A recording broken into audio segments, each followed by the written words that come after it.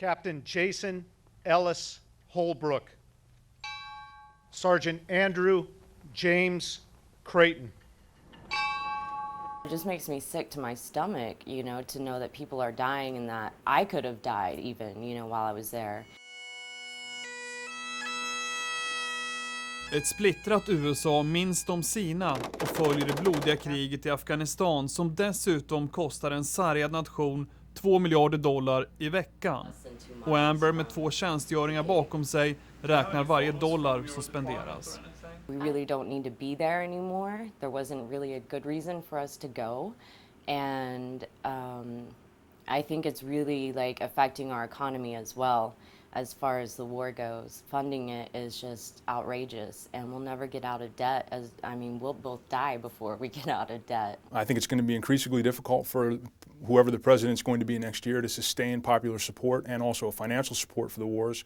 If you look back at the Vietnam War, there was a war weariness after about 10 years of active U.S. involvement there with conventional forces, and Congress started to consider cutting funds and did so, I believe in 1973. I experienced a lot of blood.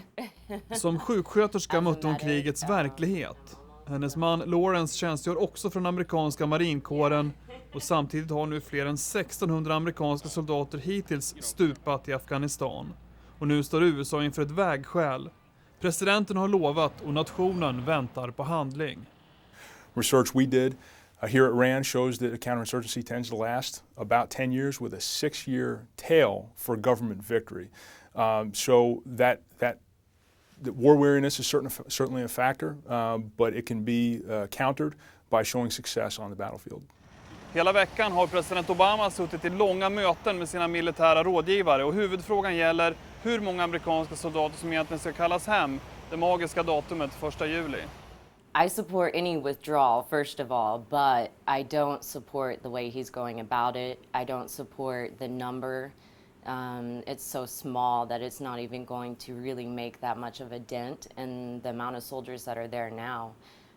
10,000 or less out of 150,000 just doesn't seem like much of a withdrawal to me. Först 2014 ska ansvaret lämnas över till de afghanska trupperna och den amerikanska krigsinsatsen vara över. Men likvideringen av Osama bin Laden gav president Obama bara ett tillfälligt andrum.